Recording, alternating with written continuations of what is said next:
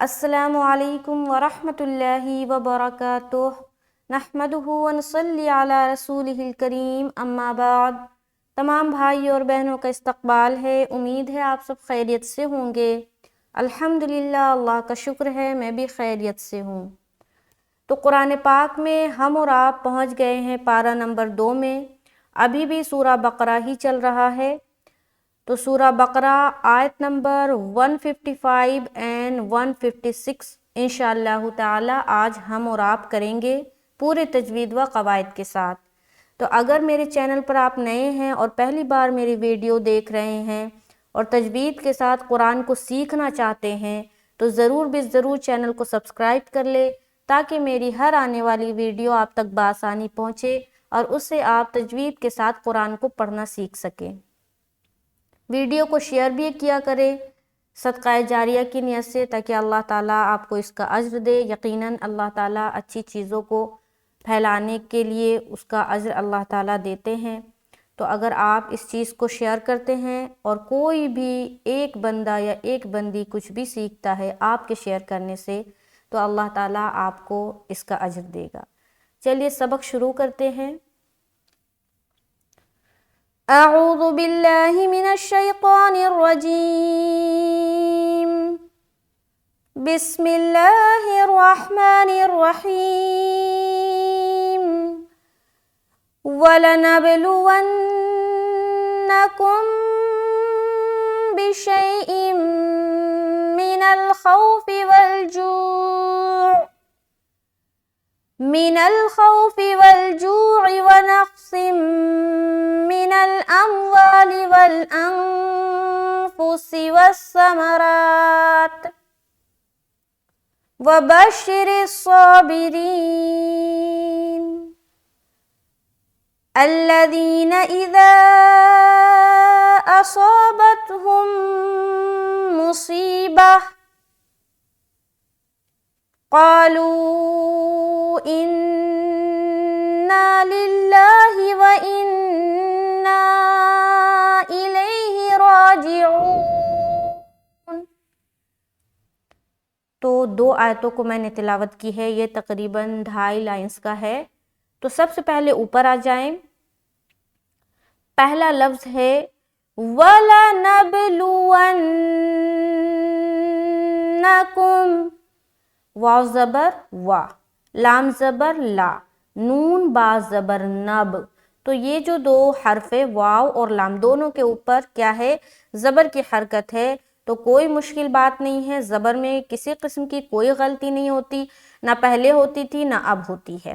تو اس کو آپ کو بالکل آرام سے نکالنا ہے۔ والا والا، غلطی اکثر و بیشتر زیر میں اور پیش میں ہوتا ہے جو کہ ہے مجہول کی غلطی۔ ہم اکثر پہلے جو پڑھا کرتے تھے وہ معروف نہیں ہوتا تھا، مجہول ہوا کرتا تھا، اور اب ہمیں اس چیز کو معروف میں لانا ہے۔ تو وہ غلطی اکثر زیر میں اور پیش میں ہوا کرتا ہے۔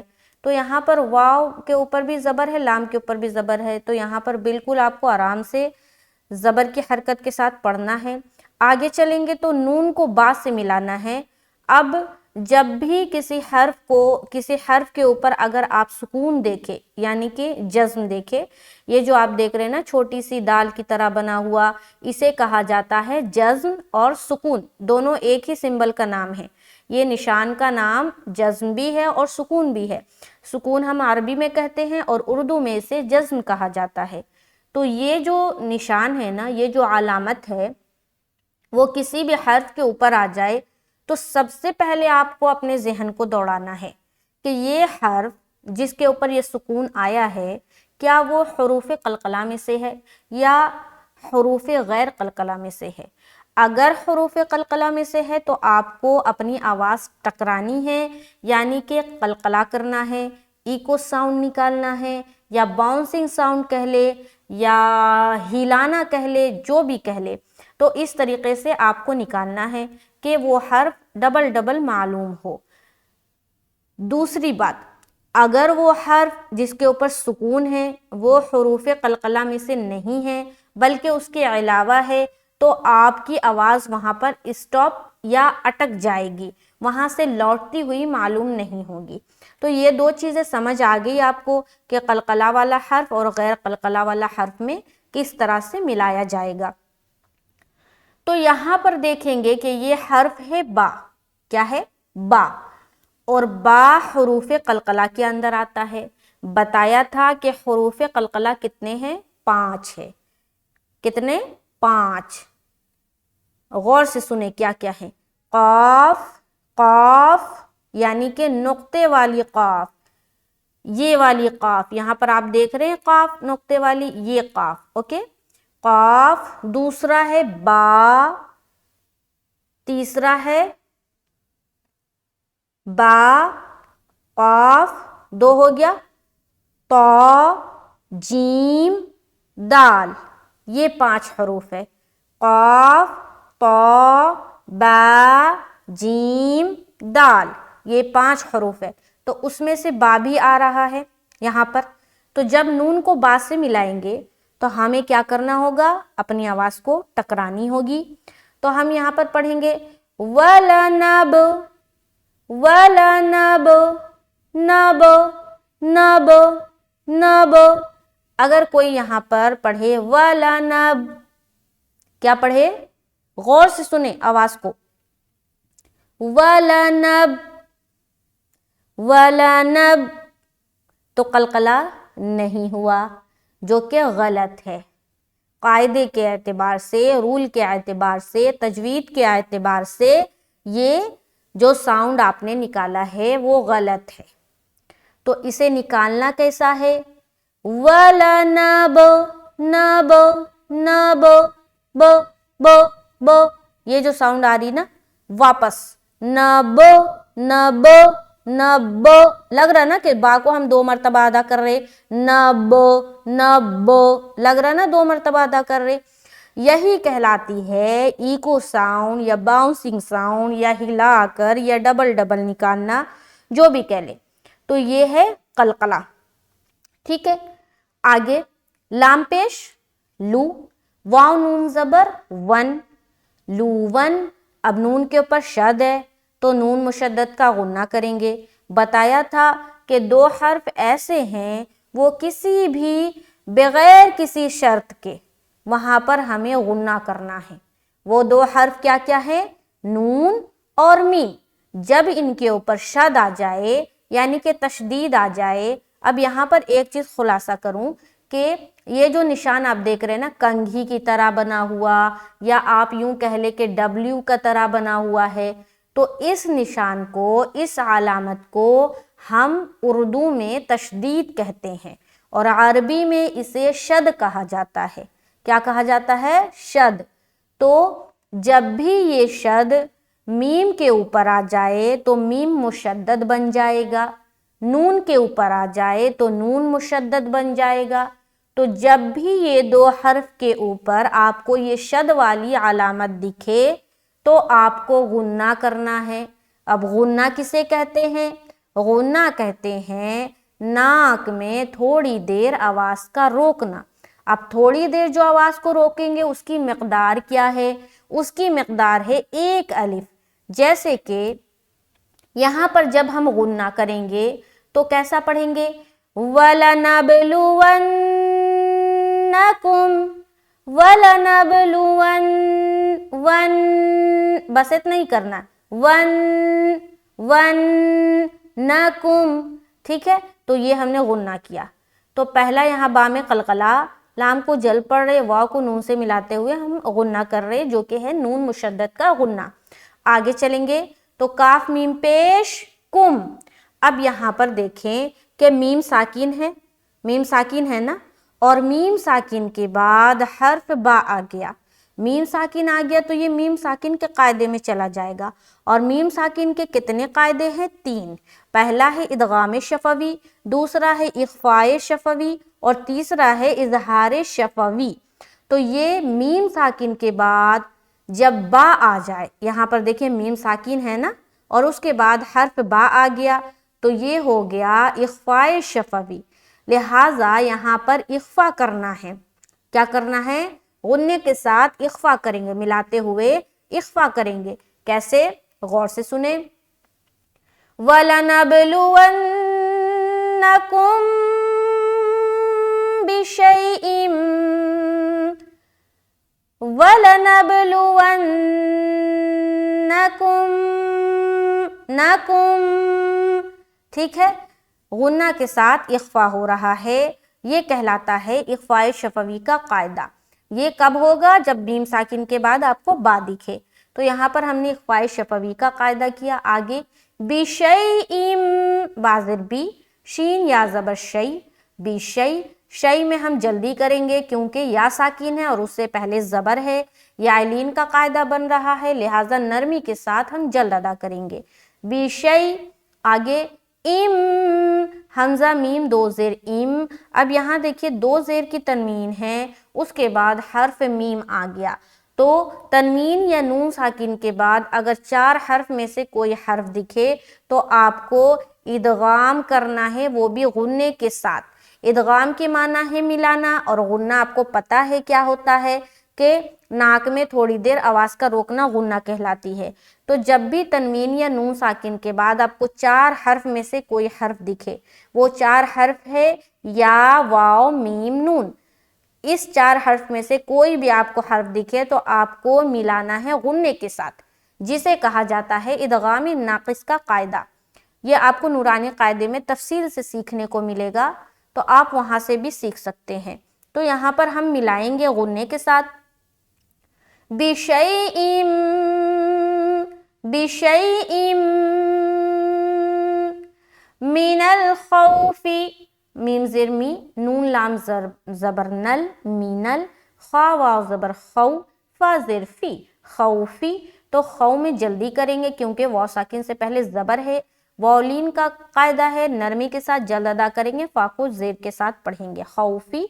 آگے والجوعی، واو لام زبر ول، جیم واو پیش جو، والجو، جو میں واو مدہ کر رہے لہٰذا کھینچیں گے، والجوعی، عین زیر عی۔ آگے ونقص، واو زبر وا، نون قاف زبر نق، یہاں پر پھر قلقلہ کریں گے کیونکہ قاف ہے، اور بتایا ہے قاف، تا، با، جیم، دال، یہ 5 حروف قلقلہ والے ہیں، تو اس پر اگر سکون آئے تو قلقلہ کرنا ہے، تو یہاں پر قاف ہے تو ہم کریں گے نق، کیا پڑھیں گے؟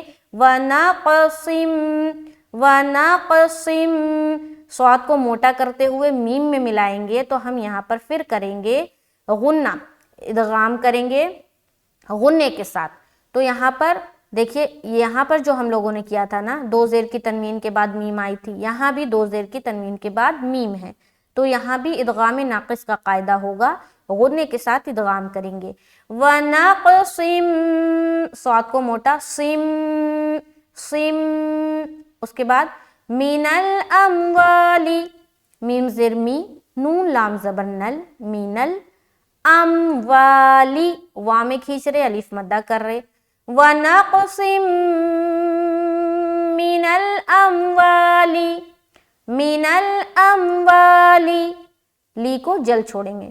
آگے وَالْأَنفُسِ وَالثَّمَرَاتِ، ول، واو لام زبر ول، حمزہ نون زبر ان، کیونکہ نون ساکن کے بعد پھر حرف فا آ رہا ہے، لہٰذا یہاں پر ہم اخفا کریں گے۔ اخفا 15 حروف میں ہوتا ہے، جب یہ 15 حروف میں سے کوئی بھی حرف تنوین یا نون ساکن کے بعد آ جائے۔ وہ 15 حروف کیا ہے میں پہلے بہت ساری ویڈیوز میں بتا چکی ہوں، اگر آپ کو جاننا ہے تو آپ میرے پلے لسٹ میں جائیں نورانی قاعدے میں، اور وہاں پر سرچ کریں اخفا کا بیان، تو آپ کو آ جائے گا سامنے، وہ وہاں سے آپ سیکھ سکتے ہیں۔ تو یہاں پر ہم اخفا کریں گے، اخفا کے معنی ہے چھپانا، نون کی آواز کو ہم ناک میں چھپاتے ہیں جو کہلاتی ہے اخفا کرنا۔ والانفسی، فوسی، فا پیش، فو سین زیر سی، فوسی۔ آگے والثمرات، والثمرات، واو سا زبر وس، وس وس وس، سا میں سیٹی والی آواز نہیں آئے گی، اگر کوئی یہاں پر پڑھ دے والثمرات، کیا پڑھ دے؟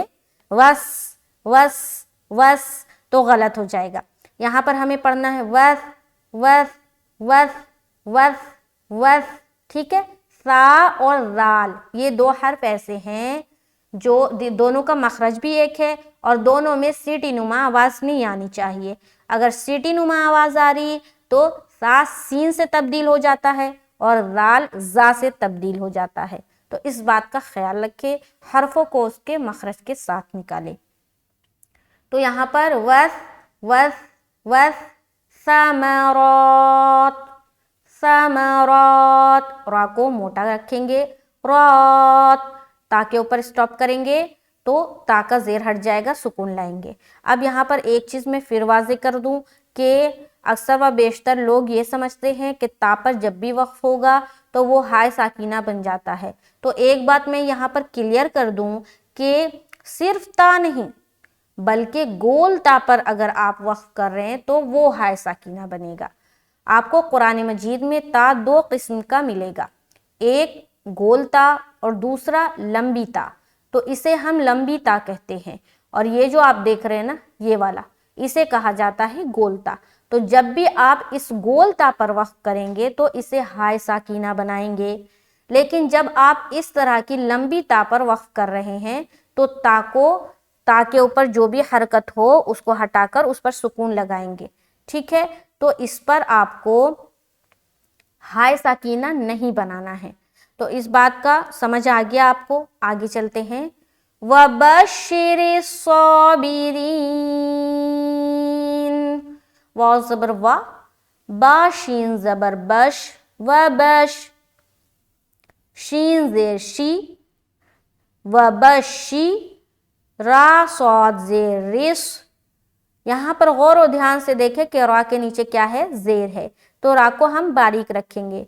रा सौद ज़ेर रिस, सौद खड़ा ज़बर सौ, साद मोटा होगा, सौ, बा ज़ेर बी, रा या ज़ेर री, नून ज़बर ना, वबश्शिरि साबिरीन, वबश्शिरिस, रिस रिस रिस। गौर और ध्यान से सुने, रा बारीक लेकिन रा जैसे स्वाद में मिलेगा स्वाद मोटा अदा करेंगे। वबश्शिरिस रिस रिस साबिरीन, वबश्शिरिस साबिरीन, बिरीन, फिर बा को जल्द और री में फिर ये रा बारीक रहेगा क्योंकि क्या है, जेर है। यहाँ पर नून के ऊपर हम वक्फ कर रहे हैं। आगे आ जाए अल्लज़ीना, अल्लज़ीना, यहाँ पर देखिए ये जो अल्लज़ीना है ना, ये लफ्ज़ कुरान पाक में बहुत जगह आपको दिखाई देगा अल्लज़ीना। तो इसमें जो है ना जो गलती होती है वो बस एक ही है, वो ये है कि हर्फ ज़ाल सही से अदा नहीं होता। कुछ लोग तो अल्लजीना पढ़ते हैं जो कि एकदम ही चेंज कर दिया उन्होंने, ज़ाल को जीम से चेंज कर दिया। और कुछ लोग तो पढ़ते हैं अल्लज़ीना, तो उन्होंने ज़ाल को ज़ा से चेंज कर दिया। देखिए ज़ाल और ज़ा में बहुत फ़र्क है।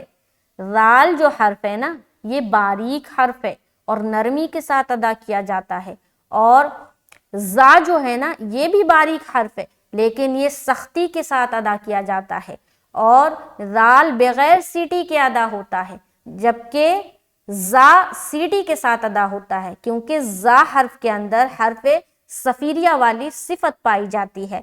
तो जब भी हम ज़ा को अदा करेंगे ना तो आप गौर से सुने तो उसमें एक सीटी की सिफत जाहिर होगी, जैसे कि ज़ा ज़ा ज़ा। लेकिन जब इस हर्फ को अदा करेंगे ज़ाल को तो इसमें सीटी वाली सिफत जाहिर नहीं होगी, जैसे कि अल्लज़ीना, ज़ीना ज़ीना। अब कोई यहाँ पर बोले अल्लज़ीना, अल्लज़ीना, तो बड़ी ही सख्त किस्म की आवाज़ निकल रही है और हर्फ भी चेंज हो जा रहा है। और गौर और ध्यान से सुने कि कुरान में एक हर्फ भी चेंज हो गया ना तो माना इधर से उधर हो जाता है और बाज़ औक़ात तो माना कुफ्रिया भी बन जाता है। तो हमें पहली फुर्सत में हर्फ को सीखना है कि हर्फ का मखरज क्या है।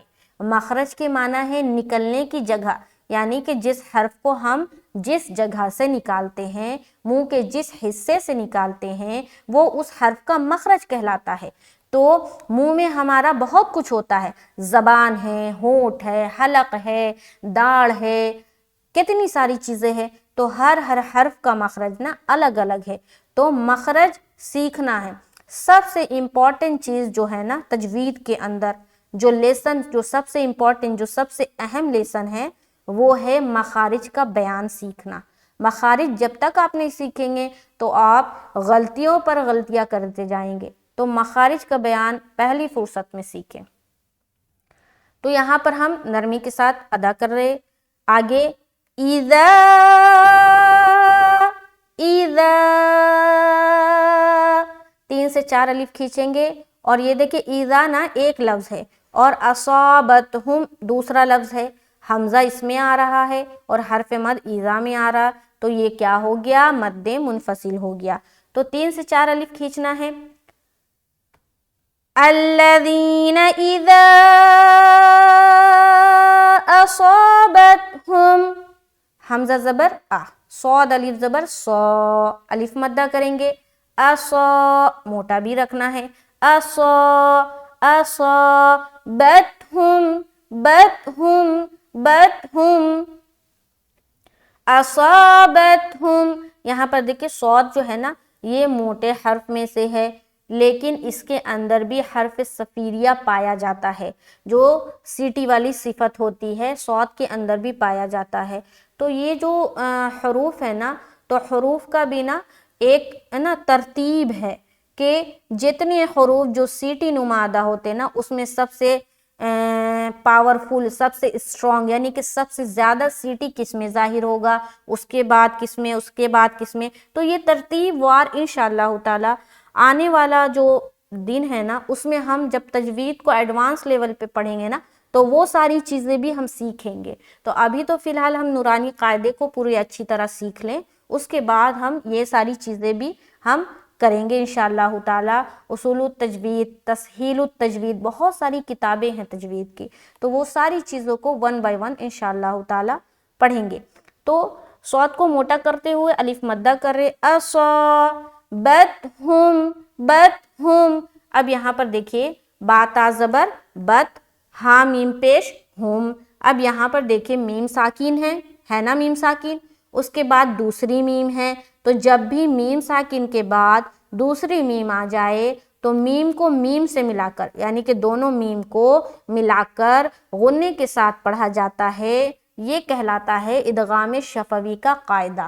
ٹھیک ہے، تو میم کو میم سے ملائیں گے۔ دیکھیں یہاں پر بھی میم ساکن کا ایک قاعدہ آیا تھا نا جو کہ اخفاء شفوی کا قاعدہ تھا، اور یہاں پر ہے ادغام شفوی کا، تو میم کو میم سے ملا کر ہم ادغام کریں گے، ٹھیک ہے، غنے کے ساتھ پڑھیں گے۔ تو یہاں پر ہم جب پڑھیں گے اصابتہم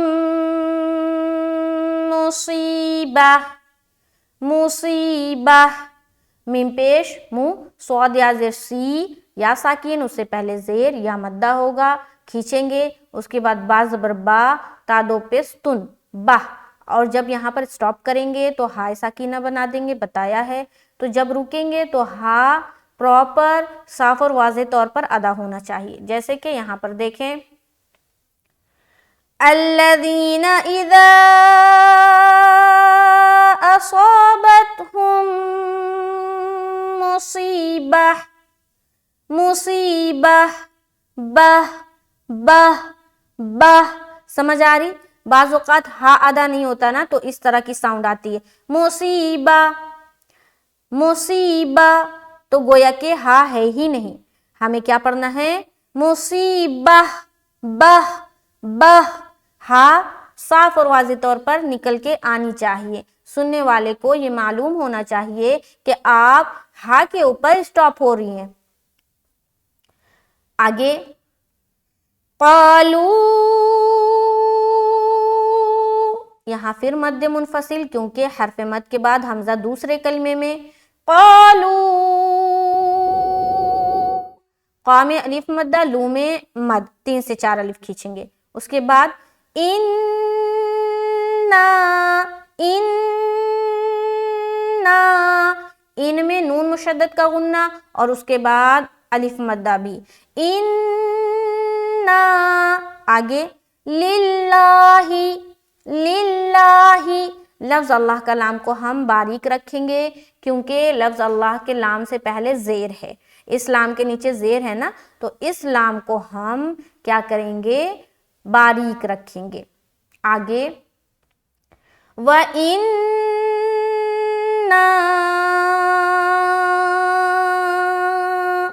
إِلَيْهِ راجعون. آواز کا جو اتار چڑھا ہوا ہے نا یہ بہت معنی رکھتا ہے تلاوت میں یا قرآن کو پڑھنے میں بہت معنی رکھتا ہے. جیسے کہ زبر کی جو آواز ہے نا زبر کی آواز وہ ہمیشہ اوپر کی طرف کھینچے گی. جیسے کہ ہم مد کر رہے ہیں زبر کے ساتھ ہمیشہ اوپر جائے گی, یا پھر ہم کھڑا زبر کے ساتھ کسی حرف کو پڑھ رہے تو آواز ہمیشہ اوپر کی طرف جائے گی. اسی طریقے سے جب ہم زیر کو پڑھیں گے یا مدہ کو پڑھیں گے یا زیر کے ساتھ کسی حرف کو جوڑ کر پڑھیں گے نا تو وہ آواز ہمیشہ نیچے کی طرف جائے گی. ٹھیک ہے. پیش کا مثال, پیش کو جب ہم پڑھیں گے نا تو پیش کی آواز برابر کو جاتی ہے. جیسے ہم زمین پر چلتے ہیں نا, زمین پہ اسٹریٹ چل رہے, یوں سمجھ لے پیش کی آواز. ٹھیک ہے, پیش یا واو مدہ. اور زبر کی آواز یوں سمجھ لے کہ ہم سیڑھی پر چڑھ رہے, اس طرح سے اوپر جائے گی. اور زیر کی آواز یوں سمجھ لے کہ ہم سیڑھی سے نیچے جا رہے, ڈاؤن کی طرف جا رہے. تو آواز کا جو اتار چڑھاؤ ہے نا یہ بہت معنی رکھتا ہے. تو منہ کو کھول کھول کر پڑھنا ہے, بالکل ایسا نہ لگے کہ آپ آواز کو دبا رہی ہیں, ایسا نہیں کرنا. تو یہاں پر جب ہم مد کریں گے نا تو مد زبر کے ساتھ ہو رہا نا, مد کی آواز کہاں جائے گی اوپر جائے گی. وَإِنَّا اوپر. ٹھیک ہے. آگے إِلَيْهِ راجعون. اب یہاں پر دیکھیں إِلَيْهِ را پھر اوپر ایک الف کے برابر, جیعون جیعون, جی غو میں بالکل برابر سرفیس پہ چلے گی آواز. راجعون. تو سمجھ آ رہی. اس طریقے سے اتار چڑھاؤ کو دیکھنا ہے کہ کیسے ہم پڑھ رہے ہیں, ہماری آواز کیسے جا رہی ہے. ٹھیک ہے. تو آواز کا بھی بہت بڑا رول ہوتا ہے قرآن پاک کی تلاوت میں یا قرأت کو سیکھنے میں. تو ایک بار میں اوپر سے کرتی ہوں. بسم اللہ الرحمن الرحیم. وَلَنَبْلُوَنَّكُمْ بِشَيْءٍ مِّنَ الْخَوْفِ وَالْجُوعِ وَنَقْصٍ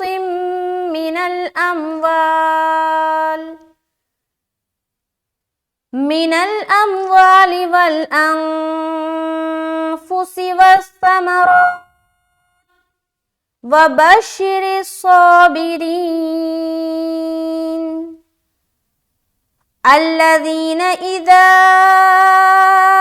أَصَابَتْهُمْ مُصِيبَةٌ قَالُوا إِنَّا لِلَّهِ وَإِنَّا إِلَيْهِ راجعون. قَالُوا إِنَّا لِلَّهِ وَإِنَّا إِلَيْهِ راجعون. تو یہ پوری آیت جو ہے نا 2 آیت شکر الحمدللہ مکمل ہوتا ہے.